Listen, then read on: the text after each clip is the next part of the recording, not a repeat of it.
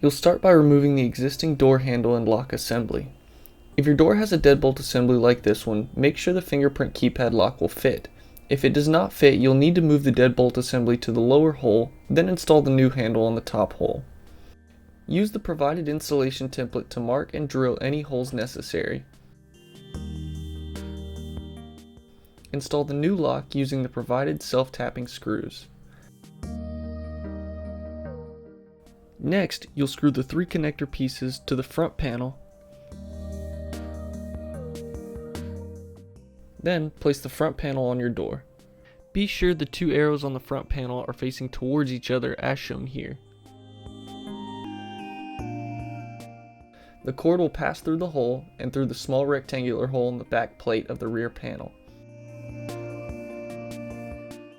Connect the back plate to the front panel using the 3 screws provided with the connector pieces. It's important to note that if the thickness of your door is over 50 mm, you'll need to move the spring to the other side of the spindle. Insert the spindle and spring, making sure the spring faces the rear panel. Connect the wiring of the front panel to the wiring of the rear panel, then align the rear panel over the back plate.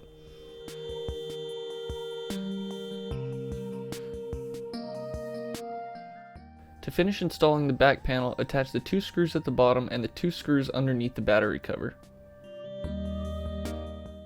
Lastly, install 4 AA batteries and you'll be ready to set up your fingerprint keypad lock.